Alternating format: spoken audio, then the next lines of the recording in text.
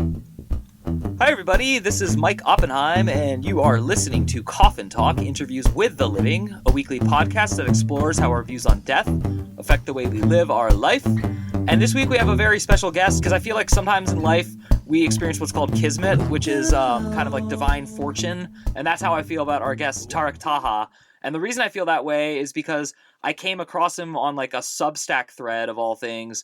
And in that process, I found his blog, which I'm going to heavily recommend to everyone who listens to this, because I think all of us are on many paths in life. And one of those paths for me is like being a father. Another is my career path.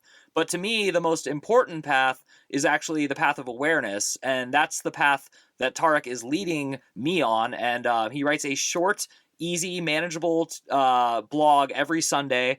And it not only talks about the path, but he gives you like a goal or something to work on that week. So I love it. I'm not jealous of it because it's doing something different than what I do in life, but I'm like such a fan. So I'm hoping that a lot of our listeners head over there. And it's called Grow Yourself First. And if you need any help finding it, it'll be in the notes to the podcast. So thank you for putting up with such a long introduction, Tarek, but it's great to meet you. How are you? I'm great. How are you, Mike? Great to be on your show today. I'm really good. Like I said, it's I'm in a very interesting and fun phase of life where I'm starting to notice like what I would call just not coincidences that feel like coincidences. And so meeting you at the timing I did and getting you on the podcast was awesome. And I'm also mostly afraid of contacting strangers, especially on the internet. So it's been fun getting to know you in that regard. Absolutely. Yeah. Yeah. I mean, it's interesting, right? I mean, I think this is a new thing for me. I had my mother had given me a love for writing, and really, I think, taught me how to write. She was a media specialist, English major, Spanish. Had a master's degree in Spanish as well. Just a brilliant woman, and she really taught me how to write. So I give her credit for that. But I just decided, I don't know. You get north of 50, and you think, well, what are we here for? What are we supposed to do? And I'd really gotten into personal growth, and it's really made a difference in my life. So what I try to do is just filter what I'm learning from different thought leaders, podcasts, blogs, even some personal coaching I've gotten, and just filter it through my experience and hopefully give folks something that they can use. That's so cool. And it's cool to hear like how it all comes in. Cause I sometimes it's like I'll get a weird feeling like I'll be listening to like a Ram Dass podcast because I love him, and I'll be like, oh, I want to write about that, but he just talked about it. And I'm like, well, he just talked about it in 1972 and your listeners aren't listening to it. So it's cool to hear that you're like sourcing many, many different materials, and then your wisdom comes from an assessment and like combination of all that. That's really cool to hear the process. Before we go too far into all this conversation, because I want to, I always ask my guests how old they are, which you covered already, but where did you grow up and what generation, if any, do you consider yourself a member of? Sure. Yeah, I was born in 1968. I'm 55, so I don't mind saying it. I mean, you don't get to choose the year you were born, but I'm thankful to to be here. So I'm Gen X, I suppose. Maybe on the don't know where I fall in the spectrum, but I also, we might get into this later, but I also work with engineers, younger engineers that are the Gen Z variety, and then millennials too. So, but yeah, definitely Gen X. I grew up. My father is from Egypt, and he met my mother, and he was going to Arizona State. They were both going to Arizona State, and they met there and got married. There's a whole long story about their courtship and all that, but I was born in Norman, Oklahoma, where he was teaching at the time.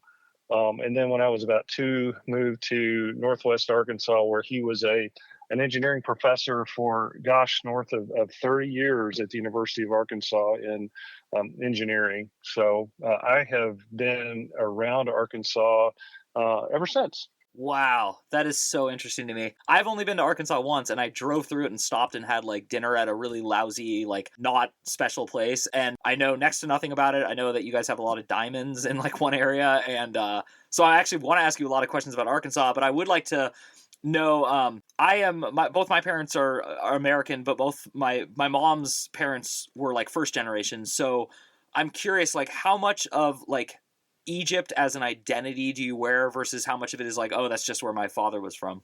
I love that question, Mike, because I'll just answer it plainly. I mean, I love my dad very much. I have the privilege of seeing him every week for lunch. We grab lunch together.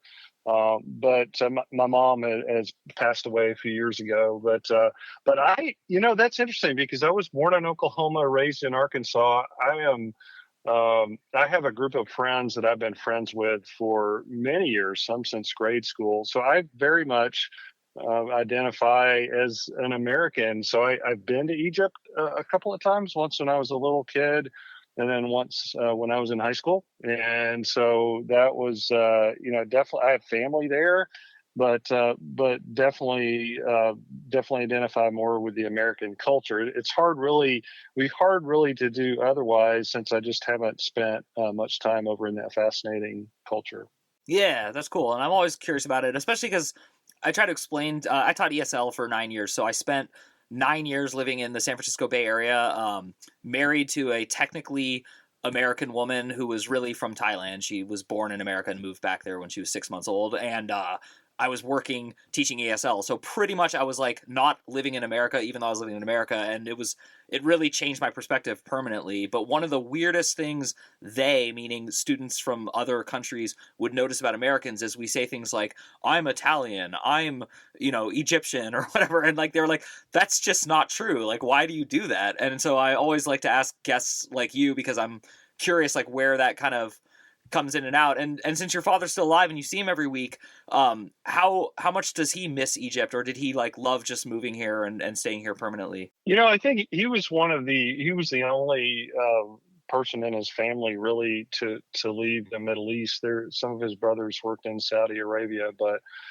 he I think it's hard, it's conflicting, right? Because I think Middle East is a complicated area, and I think if I had to guess, I would say he's felt some conflict over not being there. He's the last child that's alive, but at the same time, I think he sees the blessing of being here in the States, and he had a wonderful career as an engineering professor, actually a world-renowned professor in the subject of operations research, one of the few preeminent textbooks that's been translated into many languages. So if you're not an engineer and you need some material perhaps to help you get some sleep at night, I've got a recommendation. That's awesome. And so you have 25 years of experience in the transportation industry. Oh, and I should mention one more thing. All my friends in college were engineers. I was the only lit major in a fraternity of like mostly engineers. So I'm used to interacting and hanging out with engineers, which is a humbling life for someone like me. So with that in mind, in the transportation industry, how much of that is like engineering versus like what other people would think of as the transportation industry with your job specifically, your work? Sure. Yeah, great question. So I'm an industrial engineer. I actually followed in my dad's footsteps, not into academia, but in industrial engineering. So the best definition that I've heard of that is improving organized effort. So Cool. traditional industrial engineers would be in a manufacturing plant, let's say, trying to improve processes. But at the companies I've worked at, we work in transportation, so we're trying to optimize routes, minimize miles moved. We could be putting together different modes of transportation to optimize for our customers. And so the teams that I lead do those types of efforts, as well as I would say process improvements and even warehouse optimization, conveyor systems, and things like that. That's awesome. And you mentioned that you got your writing skills from your mother's side, so I'm assuming the engineering, naturally comes from your father. Was it odd for you when you were in engineering school to have like both sides of the brain, so to speak? Oh yeah, for sure, right? I mean, I think if I didn't know what I wanted to do. So if my dad's listening to this, he'll chuckle. He's told me this story many times, but I didn't really. He said, "Don't." I said something like, "Don't ever make me become an engineer." And then I showed up with three of my friends to the first day of class. But actually, industrial engineering fits me very well. I actually love the organization of it. It's been a good fit for my personality.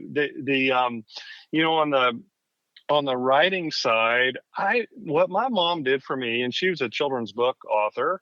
as well. But she taught me, Mike, how to write in a way, in the most concise way possible. So that may hopefully comes out in the blog, to where I'm like, okay, what are the fewest words I can use to make the point and give people, the meat of what I'm trying to say, and then let them move on.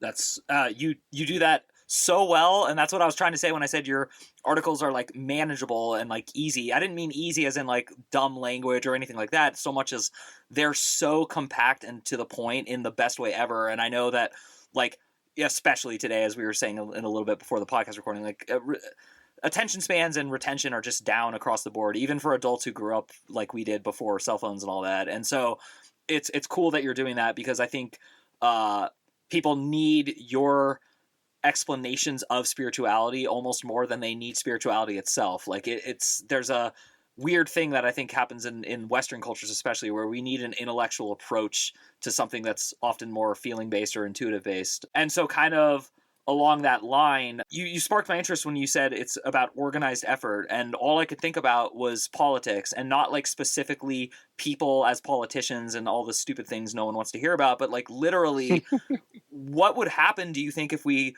elected an industrial engineer to like the highest office of this country, as far as like organized effort? Do you think that would work? Oh wow, that's a really good question. I think engineers, not just industrial engineers, but any kind, look at inefficiency and its challenge, right? I mean, I think we could all look at government and see the bloat and dollars, excess dollars spent that don't need to be spent, and there are definitely more efficient ways to do things. And so, yeah, I think from an efficiency standpoint, yeah, I mean, we could certainly, given the capabilities to go in and make some changes, there's plenty of low hanging fruit. I'll put it that way, Mike. Yeah, and again, I'm biased. I hung out with engineers, and I don't worship you guys as a people. First of all, that would be silly, and secondly, that would be, Please don't. yeah, Please don't. yeah. But I love when my friends, and this is every day of my life, challenge me, because I'm like such a bleeding heart human. And again, not political. I'm not like a bleeding heart liberal, which is such a horrible, weird phrase in our culture. But I'm literally just a bleeding heart human, and it like annoys a lot of my engineer friends. It doesn't make them not want to be my friend, but they're like, Mike, you have to apply logic to this. You have to like, look at efficiency. Like if we just, like, here's a good example. I don't think it would be prudent or smart to open up the borders and just let anyone in the country. But in my heart, I'm like, well, of course we should. Like, just like I would let a homeless person come to my house for Thanksgiving, But then I think about it, I'm like, well, I don't want a homeless person to come to my house permanently. Like, Thanksgiving's one period where I get to control that. So I do love like the engineering approach to life. And again, to make this all about you, because that's what I want it to be, you have both going on right now. And then you said earlier that it started to happen in your 50s. So I'm curious, were you like no spirituality, no religion whatsoever growing up and during your early part of your life? Yeah, great question. Yeah, so I didn't grow up in church really at all. So I've been married to my wife, for Susanna, for 32 years. And so long time, high school sweethearts. But it was really when I met her and her family is when I started to think about faith. And I would say I was questioning, right? So I didn't know what I exactly believed. And so, because we didn't, like I said, we didn't really grow up with any kind of faith. So I think it's been a journey, but whereas some people might say, well, there was a certain point in time when something happened and then things shifted. For me, I think for me, it's been a process. And then, I don't mind, I can talk about, I had a very major health event 5 years ago that really started to help me think about what's really important. And that's not the only major event in my life, but so I guess long story short, I became a follower of Jesus in my 20s, and that was really through the example of my then girlfriend, now wife Susanna, and her family. And because I had a pretty bad view of Christians up till then, and I had plenty of bad examples to think about and to point to. But then, Susanna and her family showed me something different. But I would say it's been a journey. So that's the kind of the shortened version, Mike. And then happy to get into maybe some of the more recent things that have happened in the last 5 years or so. Yeah, I think I will. I think I'll ask the pivotal question of the podcast earlier than going into what you just described, only because I think it'll be important as I ask more questions. But real quick before I do ask that, I think it's interesting when you said Jesus instead of Christianity, and then you spoke about Christianity, because it was only very recently that I started to notice people who talk this way, and especially like when I'm reading things, that there really is actually a difference, at least to my understanding of it. So if someone were to ask you, Tarek, what is the difference between Jesus and Christianity? How would you explain that to them? Hey everyone, if you're a fan of the show, please head over to mikeyop.com and click the subscribe button. It's the best way to support us, and it's free. That's MIKEYOPP.com. Thanks. Oh, what a man, Mike! You ask great questions. This Thank is you. really good. I try to. No, you really do. I think there is no Christianity outside of Jesus. It is Him. I mean, He is.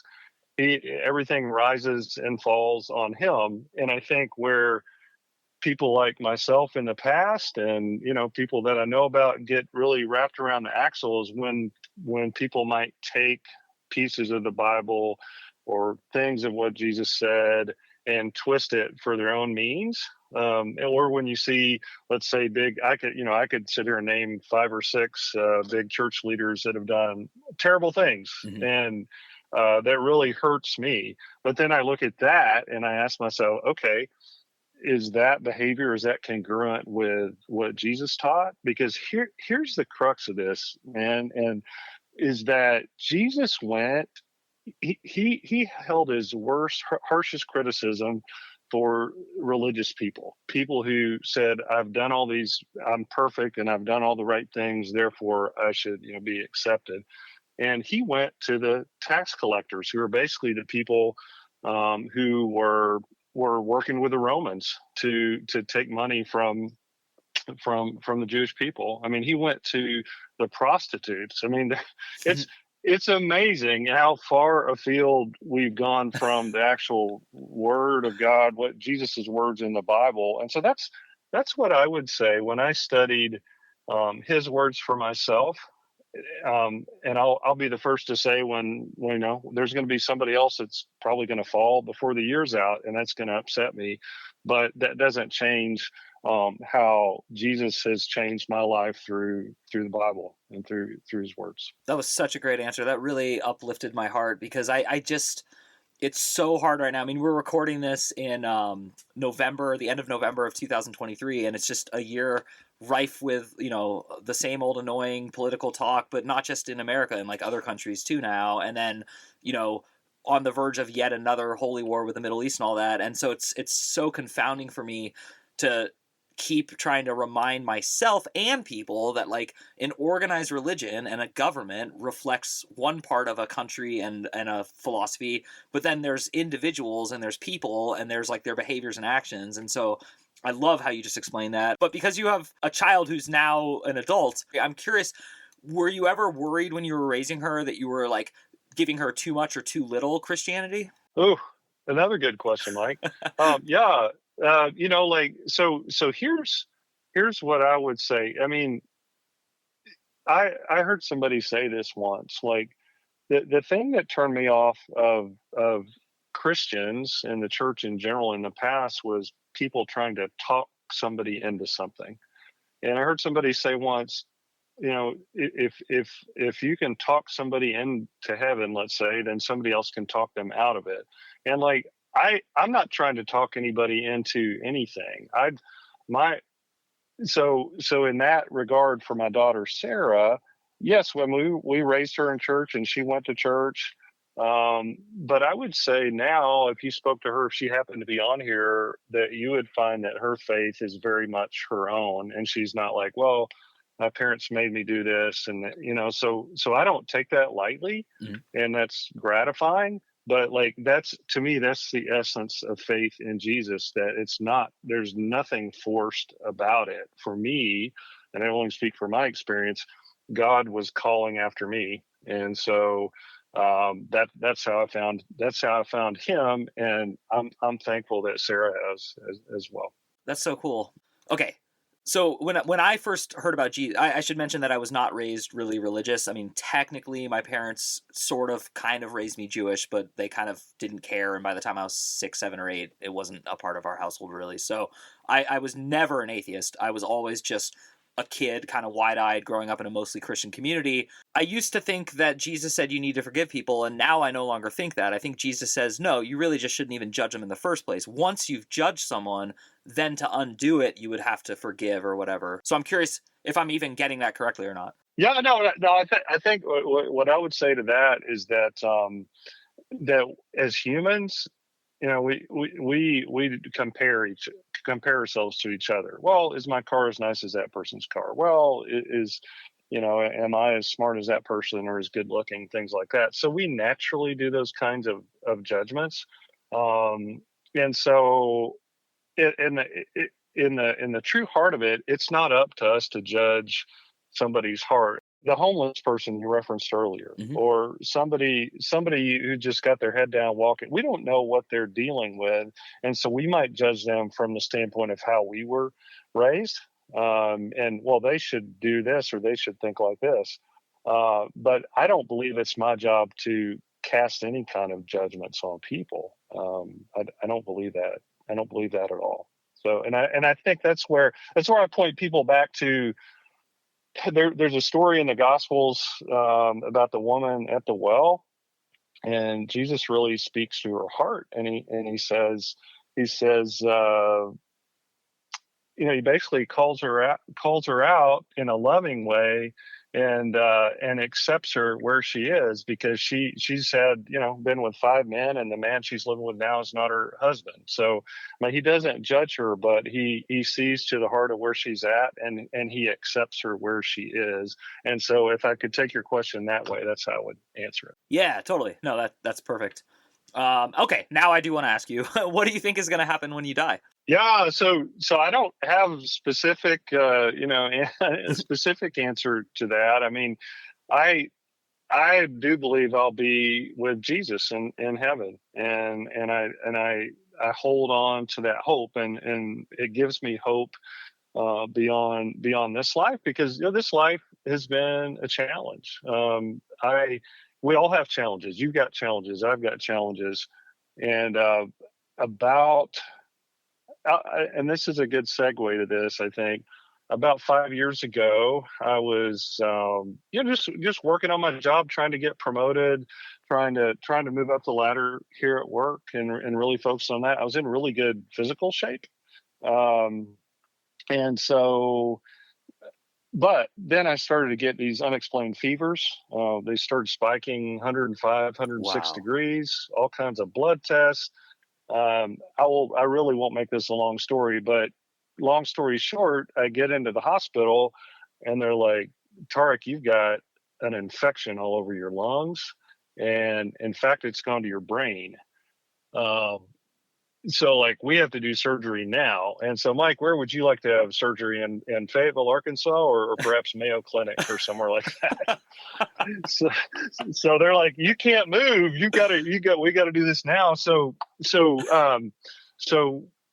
God provided a surgeon, and there's a whole story I won't go into, but he was actually trained at Mayo Clinic. He had just Oh, started there in cool. our local hospital, and he did this emergency surgery, took this infection off my brain. I was on IV antibiotics, strongest you can get, for 8 weeks.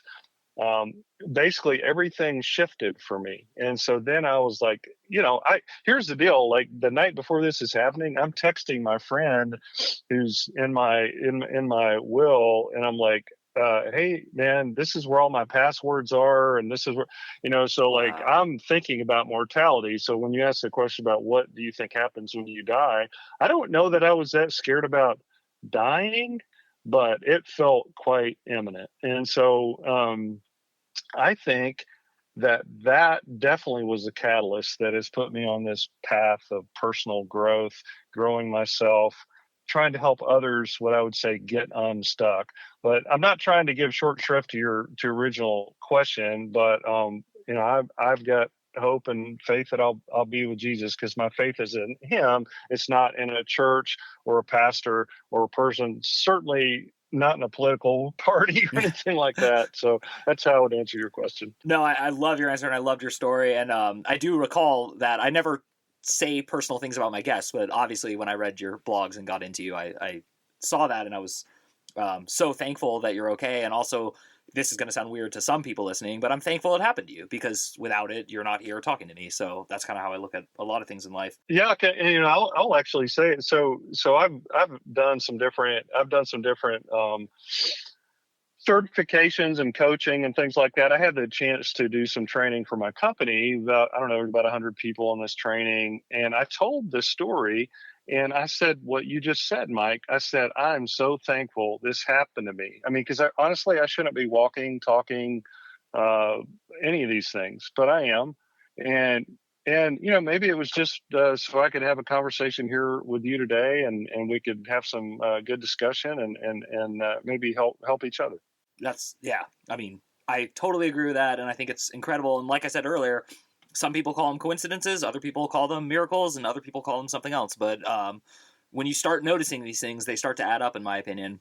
I would like to ask you, it's kind of a double question in one, because I love how you explain it, that you have faith and that faith gives you hope. And I think that's the most logical way to explain to someone who's young maybe and angsty and like, well, why would I believe in that? And like, well, the why is because the carrot rope will get you hope, and hope is a great fuel for life. It gives you passion. It gives you all sorts of things.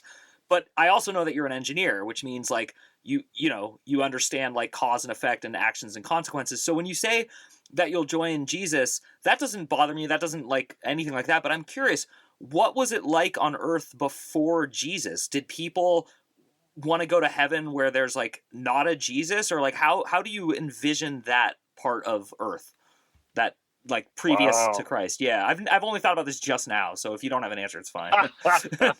Yeah, no, it's not that I don't want to. I really don't feel qualified to answer that. I'm certainly not a Bible scholar, and so I'm not sure exactly how to answer that. Really, how my approach to because I love your podcast, and I think what you have a gift for, Mike, is that your compassion for other people really comes through.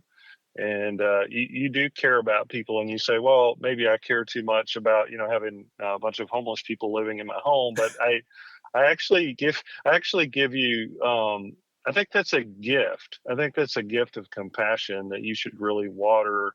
And I think it's at the heart of what you're doing. It seems like you want to serve people. So but yeah, I don't know how to answer that, man. I'll just be flat out honest with you. Yeah, no, and I as I asked it, and I'm always concerned because one of my closest friends who's an engineer, and he's Catholic, and I push him a lot, like when we have private conversations, because I want to, and I'm curious, and also because he always pushed me my whole life, and so it's like playful and it's fun, but I'm always worried that I'm actually pushing someone too hard, because it doesn't matter to me at all, and I know that my faith has zero logic, rational, or like evidence based to it, but I also know that it's the purest thing in my life, and and I think my compassion comes from that. So thank you for the effusive compliments that I I cannot possibly agree with, because it would like crush me in a weird way, but I'm definitely hoping to do that, and I'm definitely excited to do that.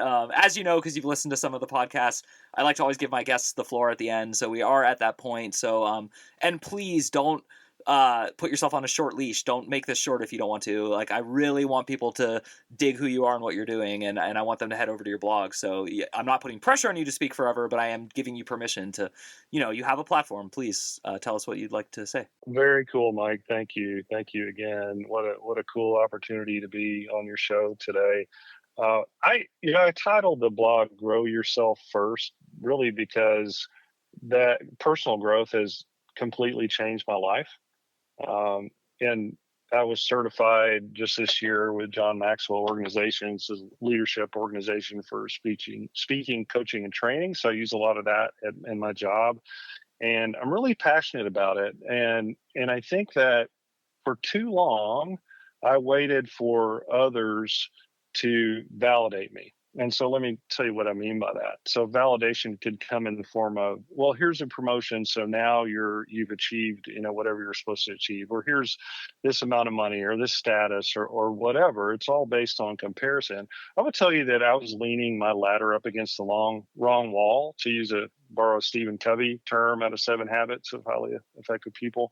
And really what will change your life is growing yourself. And so what I mean by that is there are ways that you can approach your life. Your feelings don't define who you are. And I'll be honest, I woke up on Monday, I wasn't feeling the best for maybe a variety of reasons. Tuesday was a different day. I mean, I just decided that I was going to approach the world in a different way and and I got up and I spent some time in prayer. I read a book. I do a lot of journaling. I'm a big believer in that. And so I used to think some of the things that I talk about in my blog are super hokey. Okay, listen to a positive message every day. Well, thanks, Tarek. Gee, that helps. But it actually does help. And there are people out there, and I could give a few names of people that have influenced me greatly. One would be John Maxwell. Another is a guy named Ed Milet. Brennan Burchard, there are John Gordon. There are people out there who really put a lot of great teaching out into the world. And I would just say, as I referenced earlier, I'm taking that and then I'm wrapping it up with my faith. And so I am intentionally creating the kind of life that I want to have. And Mike, it's not for me. My ultimate goal is to serve others. That's why I was so thankful to get a chance to be on your show today, because I feel like success is about me, but significance is about serving others. And so that's what I leave your listeners with, is I want to live a life of significance, and I want to help others get unstuck and live a life of significance as well. So thank you again. Wow, that was so powerful. You're such a quotable guest. I write quotes as we go along because I make, my wife actually, I should not take credit for it, makes our awesome production materials. And I ran out of Post-its. I had to grab something else in the middle of the interview. I have so many quotes from you. And just when I thought I'd picked the best one for the show, you dropped that bomb of success and significance. So it'll be fun choosing which quote I use, but thank you for coming on the show. Thank you for making a difference. Thank you for explaining how and why you make a difference, because that was, I was eager to interview you today. Like I told my wife, I was like, I emailed him really early. I hope it didn't bother him. I can't wait. I've been looking forward to it for weeks. So I have a feeling I'll have you back on the show, and even if I don't, I know we'll be in touch and all that. And again, to everyone, there will be a direct link in the notes to find his blog, but if for some reason that doesn't work or you have any trouble, you just find me. Also, if you already subscribe to my essays, you can just head to my site and I recommend his blog on it, and you can find it there. But again, Tarek, thank you so much for coming on the show. And to everyone else who's listening, if you want to support the show, the best way to do that is to head over to mikeyop.com. That's MIKEYOPP.com, and sign up for the weekly letter that, much like Tarek, is designed to hopefully help you see something or think about something differently, and your life can change. But grow yourself first, as Tarek says. I think that's the best way to end this podcast. So my name is Mike Oppenheim. You have been listening to Coffin Talk, and we will see you soon.